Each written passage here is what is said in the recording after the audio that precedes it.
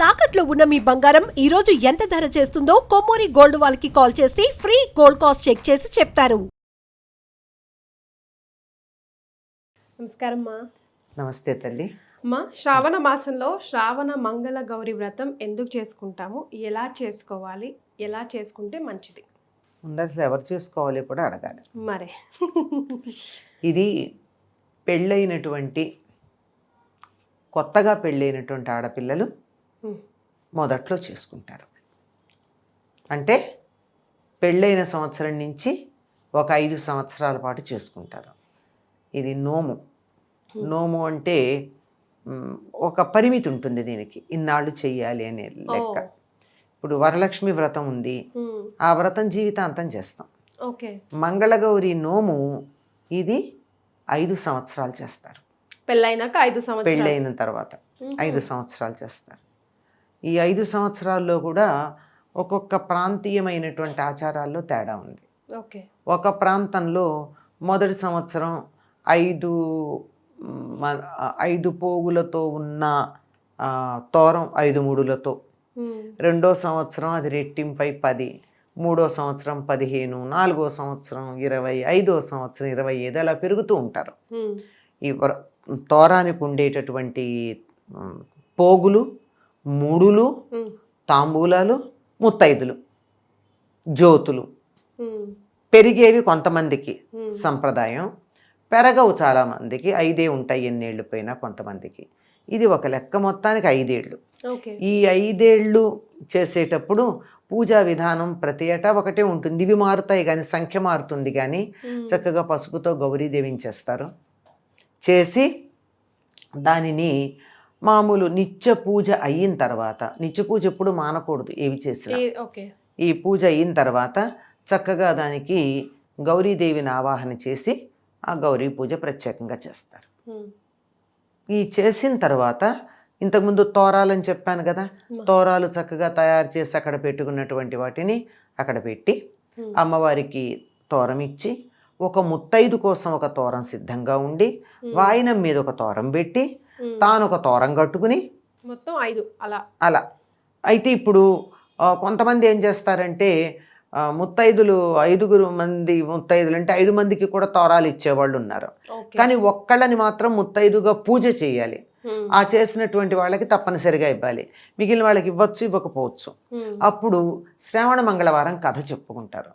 ఈ కథ చెప్పుకుంటూ ఏం చేస్తారంటే ఈ ఇనప అట్లకాడ కానీ ఇనప కత్తి కానీ దానికో తోరం కడతారు.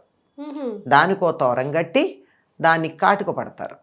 కాటుక ఎట్లా పడతారు, ఎన్నో సంవత్సరం నియమం చెప్పాను కదా. ఒక కొన్ని పద్ధతుల్లో మొదటి సంవత్సరం 5, రెండో సంవత్సరం 10 అట్లా వస్తాయని. అట్లా కాకుండా పెరిగితే లేకపోతే లేదు. ఎన్నైతే అన్నీ బియ్యపిండిలో బెల్లం వేసి మనం చలిమిడి చేస్తాం కదా, అది కూడా పచ్చి చలిమిడి ఉడకబెట్టి చెయ్యం. ఆ చలిమిడితో ప్రమిదలు చేస్తారు.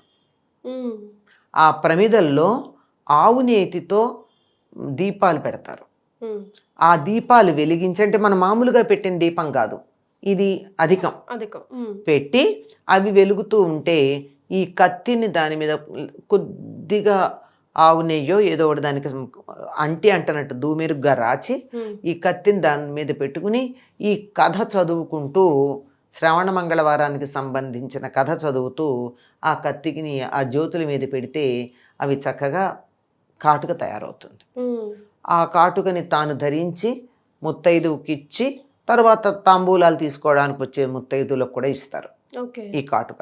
ఇది పెట్టుకున్నట్టయితే తరతరాలు గుడ్డితనం ఉండదు అని నమ్మకం. తరువాత ఈ జ్యోతులు ఏవైతే ఉన్నాయో వీటిని అమ్మాయి కానీ అమ్మాయి భర్త కానీ వాళ్ళిద్దరూ మాత్రమే తినాలి. బియ్యపిండితో చేసి ఆవు నెయ్యితో వేసి చక్కగా కాలి బాగా రుచిగా బూరెల్లాగా ఉంటాయి, అప్పాల్లాగా ఉంటాయి కరకరలాడుతూ. హాయిగా వాటిని వాళ్లే తినాలి, ఇంకోళ్ళకి ఇవ్వకూడదు. మొత్తం ఎన్నైతే అన్ని. ఇది పద్ధతి. ఈ లోపల ఏం చేస్తారంటే అమ్మవారికి ప్రతీకగా ఒక సాటి స్త్రీని ముత్తైదుని తెచ్చి అక్కడ కూర్చోబెట్టి ఆవిడకి కూడా అమ్మవారికి చేసినట్టుగా అన్ని రకాలైనటువంటి ఉపచారాలు చేసి, ఇంకా కొంతమంది అయితే తమ ఇంటికి వచ్చి తమ ఇంట్లోనే తలంటు పోసుకోమని చెప్తారు. అక్కడి నుంచి మొదలు.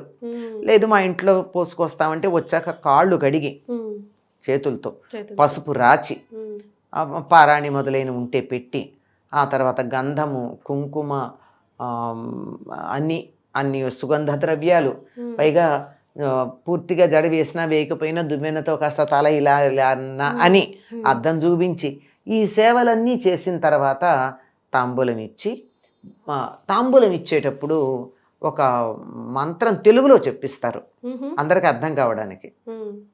ఏమిటంటే నేనిచ్చే ఈ తాంబూలాన్ని స్వీకరించేది ఎవరు అని అడుగుతుంది ఈ అమ్మాయి, పూజ చేసుకున్న అమ్మాయి. అడిగితే ఆవిడ తీసుకున్న ఆవిడ నేనే సాక్షాత్తు శ్రావణ మంగళ గౌరీదేవిని అని చెప్తుంది. ఈ మాట 3 సార్లు అడిపిస్తారు. అయిన తర్వాత ఈ వ్రతం చేసుకున్న అమ్మాయి కోరితిని వరం అంటుంది, అవతల ఆవిడ ఇస్తిని వరం అంటుంది 3 సార్లు. అంటే ఇదంతా అయిన తర్వాత ఇంత పూజ చేసి నేను వరం కోరాను అని అడిగితే నేను ఇచ్చానని చెప్పింది. అయిన తర్వాత ఎవరంటే నేనే శ్రావణమంగళ గౌరీదేవిని అని చెప్పింది. అటువంటి ఆవిడ ఈ అమ్మాయి మీద ఏమన్నా దురాలోచన చేయడానికి అవకాశం ఉంటుందా? ఉండదు కదా. ఎంత గొప్ప సంప్రదాయం అమ్మ మంది. 4 వారాలు ఒక్కళ్ళే దొరికితే సరి, లేదంటే నలుగురిని చక్కగా పెట్టుకుని సంవత్సరానికి 4 చొప్పున 5 ఏళ్లలో 20 మంది అలా వాళ్ళ ఆశీస్సులు గనక పొందితే సమాజంలో వాళ్ళతో ఈ అమ్మాయి కలిసి ఉన్నప్పుడు ఎంత బాగుంటుంది. ఒకళ్ళ పట్ల ఒకళ్ళకి చక్కని సుహృద్భావన కలగడం, ఒకళ్ళ మంచి ఒకళ్ళు ఇంకోళ్ళు చూడడం అనేటటువంటి గొప్ప భావన ఉంది. సాటి స్త్రీలో వరలక్ష్మి గౌరీదేవిని చూడడం అనేటటువంటి, తన ఆరాధ్య దైవమైనటువంటి గౌరీదేవిని చూడడం అనేటటువంటి ఒక గొప్ప భావన ఇందులో ఉంటుంది. ఎంత అద్భుతంగా ఉంటుంది. ఈ ముత్తైదుని పెట్టుకునే పద్ధతి అట్లా ఉంటుందన్నమాట. అయ్యాక భోజనం అది పెడతారు. శక్తి సామర్థ్యాలు ఉన్నవాళ్ళు అందులో ఇది కూడా పెట్టచ్చు, రవికల బట్టలు, చీరలు, నగలు, ఇలా ఏది ఎవరికి ఎంత శక్తి ఉంటే అంత పెట్టుకుంటారు, లేకపోతే ఇంతవరకు ఇలా చేస్తూ ఈ కథలో మనకి చాలా విశేషం ఉంటుంది. ఈ వ్రతాలు నోముల్లో ప్రతిదీ కూడా కథ చెప్తారు. కథ ఎందుకు చెప్తారంటే ఈ వ్రతం చేసినందువల్ల నాకేం ఫలితం వచ్చింది అని చెప్పి అవతల వాళ్ళు అనుకోవడానికి, నమ్మకం కుదరడానికి. వాళ్ళకి ఇట్లా జరిగింది, ఇట్లా చేస్తే అనగానే నమ్మకం కుదురుతుంది. ఆ కథలో ఒక దంపతికి పిల్లలు లేరు, లేకపోతే పాపం చాలా భక్తులే చాలా బాధపడుతూ ఉంటే ఒక జంగమయ్య ముందు నుంచి వెళుతున్నాడు. ఎందుకు దంపతి అని చెప్పానంటే 3 కథలు ఉన్నాయి వ్యాప్తిలో. ఒక దాంట్లో బ్రాహ్మణులు, ఒక దాంట్లో వైశ్యులు, ఒక దాంట్లో క్షత్రియులు. ముగ్గురులోనూ ఇతివృత్తం అయితే ఒకటి, అందుకని ఒక దంపతి అని చెప్పా. ఆ అమ్మాయి అలా వాళ్ళు బాధపడుతూ ఉంటే ఒక జంగమయ్య వెళుతూ ఉంటే ఈవిడ భిక్ష ఇవ్వడానికి వెళుతుంది. నేను వెళ్ళిపోతాడు. 3 రోజులు తీసుకోడు. 3వ రోజున గట్టిగా ఆపి ఎందుకు తీసుకోవటం లేదంటే సంతానం లేని వాళ్ళ చేతుల్లోంచి తీసుకోను అంటాడు. మరి అయితే కలిగించే అంత, నన్ను చూడగానే సంతానం లేదని తెలిసింది అంటే శక్తి ఉన్నవాడే కదా, కనుక నాకు సంతానం కలిగే ఉపాయం చెప్పమంటే ఇదిగో ఊరి చివరికెళ్ళు, అక్కడ ఒక అమ్మవారి గుడి కనపడుతుంది, అక్కడ గణపతి కనపడతాడు. అక్కడ ఆ గణపతి మీదుగా వెళ్ళి అక్కడ వెళితే ఒక చెట్టు ఉంటుంది, ఆ చెట్టు మీద ఒక పండు ఉంటుంది, ఓ పండు తెచ్చుకో భార్యకి ఇస్తే పిల్లలు పుడతారు. ఇది పెడతాడు. అది నల్ల గుర్రం, చాలా గుర్తులు చెప్తారు, అవన్నీ పెడతారు. అది పెద్ద పాటలాగా పాడతారు దీన్ని. అది వెళ్ళాక అక్కడ చూస్తే చెట్టు మీద చాలా పళ్ళు కనపడితే చాలా బాగున్నాయి కదా, ఒకటైతే ఒక కొడుకు పుడతాడు, ఎక్కువ తెచ్చుకుంటే బాగుంటుందని ఇదే తీసుకొస్తాడు. తీరా తీసుకొస్తే అన్నీ కలిసి ఒకటే అయినాయి. కానీ అలా తెచ్చుకున్నందుకు కోపం వచ్చి మాట తప్పాడు కదా, అందువల్ల నీకు పుట్టబోయేటటువంటి కుమారుడు 16 సంవత్సరాలు మాత్రమే బతుకుతాడు. మీరు ఏం చేస్తారు? పిల్లాడు పెద్దవాడు అయ్యాడు, 16 ఏళ్ళు వచ్చాయి, ఇంకా కొద్ది రోజుల్లో ఏమైపోతాడో అని భయపడుతున్నారు. అప్పుడు వాళ్ళకు ఒక ఆలోచన వచ్చింది, ఎవరన్నా 5వ తనం ఎక్కువ ఉన్న అమ్మాయిని ఇచ్చి పెళ్లి చేస్తే ఆ అమ్మాయి పుస్తరతాడుకున్నటువంటి బలం వల్ల బతుకుతాడు అని. సరే వీళ్ళు బయలుదేరి యాత్రకు బయలుదేరతారు. యాత్రకు బయలుదేరితే దారిలో ఒక రాజ్యంలో అంటే కథ నేను చాలా క్లుప్తంగా చెప్తున్న సమయాభావం వల్ల. ఒక చోట వీళ్ళు ఆగుతారు, అక్కడ ఆడుకుంటూ ఉంటే ఆ రాజుగారి కూతురు ఒకళ్ళనొకళ్ళు తిట్టుకుంటూ ఉంటే రాజకుమార్తె అంటుంది, అంటే ఇంకో కథలో వైశ్యుడి కుమార్తె అంటుంది, మా కుటుంబాల్లో అలా వైధవ్యం వచ్చేవాళ్ళు ఉండరు, ఎందుకంటే మా ఇంట్లో గౌరీదేవి పూజ చేస్తాం మేము, అందువల్ల మా ఇంట్లో వైధవ్యం ఉండనే ఉండదు అని గ్యారంటీ అంటది. ఈ కాశీకి ఈ అబ్బాయిని తీసుకువెడుతున్నటువంటి మేనమామకి ఈ అమ్మాయిని ఇచ్చి పెళ్లి చేస్తే మన వాడికి సెట్ అవుతుంది అనుకుంటాడు. అనుకుని మర్నాడు ఆ విగ్రహం వెనకాలండి, ఆ గుడిలో విగ్రహం వెనకాల ఈ అమ్మాయి తల్లిదండ్రులు అక్కడ పూజకు వచ్చినప్పుడు మీ భక్తికి నేను మెచ్చుకున్నాను, మీ అమ్మాయికి ఇవాళ ఇక్కడ రాత్రికి నిద్ర చేయబోయేటటువంటి వాళ్ళల్లో కుర్రాడికి ఇచ్చి పెళ్లి చేస్తే మంచిదేనో మాట చెప్పేస్తాడు. తాను తన మేనల్లుడే అక్కడ. వాళ్ళు పాప అమ్మవారు పలికిందనుకుంటారు, ఆ అమ్మాయికి ఇచ్చి పెళ్లి చేస్తారు.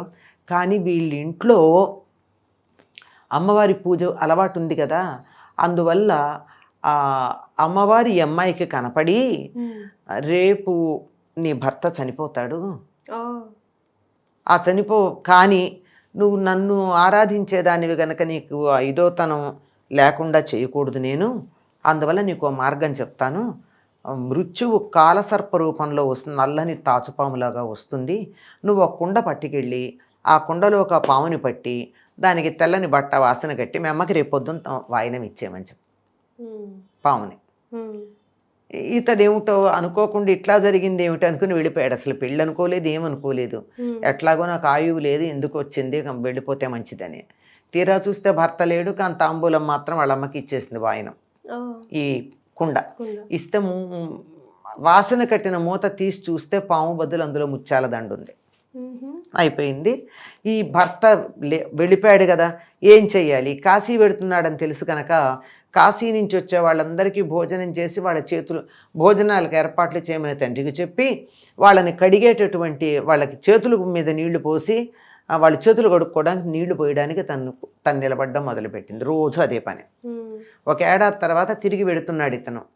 ఈవిడ గుర్తుపడుతుంది భర్తని. అతడికి దృష్టి లేదు, ఈ అమ్మాయి మాత్రమే అతన్ని గుర్తుపట్టింది.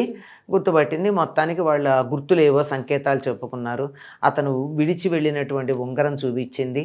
ఇవన్నీ మొత్తానికి ఇదంతా అయిన తర్వాత ఈవిడ మంగళగౌరి వ్రతం చేసినప్పుడు వచ్చిన కాటిక ఉంది, ఈ కాటికతో సహా అత్తవారింటికి వెళ్ళింది భర్తతో కలిసి. వెళ్ళినప్పుడు అక్కడ వీళ్ళ కోసం ఏడ్చి, కొడుకు కనపడలేదు, తీసుకెళ్ళిన మేనమామ కూడా రాలేదు, ఏడాది దాటిపోయింది, ఏమయ్యాడని ఏడిచి వాళ్ళకి గుడితనం వచ్చేసిందిట. ఈ కాటుకు పెట్టగానే ఆ గుడితనం పోయింది. వీళ్ళు కూడా చక్కగా ఉన్నారు. ఇది పైకి మనకి నేను చాలా క్లుప్తంగా కట్ చేస్తే అంటూ చెప్పాను అన్నమాట కథ. ఇది విషయం. కానీ దీంట్లో కూడా అర్థం ఏమిటంటే, మొదటి మాట, భగవంతుడు మనకి వరం ఇస్తే అంతవరకు ఇస్తే అంతే తీసుకోవాలి, కానీ అత్యాసకపోతే ఇంతే సంగతులు. ఒక్క పండు తెచ్చుకోమంటే ఎక్కువ తేవడం ఏమిటి? అందుకే కదా ఆయుర్దాయం తగ్గింది. అది మొదటిది. ఇంకొకటి, ఎవరు చెడ్డ మాటలు మాట్లాడుకోవడం తప్పు. ఎవరన్నా తథాస్తు దేవతలు ఉంటే ఉండొచ్చు, అందువల్ల అది కూడదు. ఆ అమ్మాయి పేరేమిటి? సుశీల. భర్త కనపడకుండా వెళ్ళిపోయాడు, పెళ్ళైన రోజే వెళ్ళిపోయాడు, మర్నాడు పొద్దున్నే వెళ్ళిపోయాడు. అంటే ఇంకా ఇంతే సంగతులు అనుకోకుండా అన్నదానం చేసిన అన్నదానం యొక్క ఫలితం ఎంత గొప్పది. సుశీల అంటే మంచి ప్రవర్తన కలిగింది. మంచి ప్రవర్తన ఉంటేనే అమ్మవారైనా ఆశీర్వదిస్తుంది. మంగళవారం తాంబూలం మొదటిది తల్లికే ఇవ్వాలి. ఇది సాధారణంగా మనకి ఎలా ఉంటుందంటే, లోకంలో ఆడపిల్ల తల్లిదండ్రులు అంటే చాలా చులకన కదా. మరి అటువంటప్పుడు ఇక్కడ తల్లికి ఇస్తే విషం కూడా ముత్యమవుతుంది.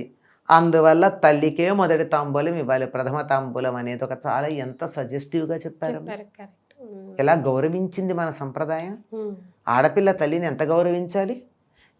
గౌరవం ఉండదు. ఆడపిల్ల తల్లి కదా అని చులకనగా ఉండడం ఈ మధ్య తగ్గింది, కానీ మొన్నటి వరకు చాలా తీవ్రంగా ఉండేది కదా. అటువంటి సమయంలో ఎంత సున్నితంగా మొదటి తాంబూలం తల్లికే ఇవ్వాలనేటటువంటి సూచన చేశారో చూడండి. ఇలా అనేకమైనటువంటి అంశాలను జోడించి ఈ నోములు చెప్తారు. ఇది 5 ఏళ్ల నోము గనక 5 ఏళ్ళు అయిన తర్వాత ఉద్యాపన చేసుకుంటారు. 5 years తర్వాత ఉద్యాపన చేయాలి. మధ్యలో కూడా చేయొచ్చు వీలైతే. ఓకే. ఎందుకంటే దానికి ప్రత్యేకమైన కండిషన్స్ ఉన్నాయి కనుక ఆ కండిషన్ ఎప్పుడు దొరికితే అప్పుడు చేసుకోవాలి. అంటే ఉదయం నుంచి తాను తినకుండా ఉండాలి, ఈ తాంబూలం తీసుకునే అమ్మాయి తినకుండా ఉండాలి, కొత్త పెళ్లి కూతురు అయి ఉండాలి. అంచేత పెళ్లి జరిగే రోజున అప్పుడే తాళి కట్టించుకున్నటువంటి అమ్మాయికి వాయినం ఇస్తారు. చాలా సంతోషం అమ్మా. Thank you.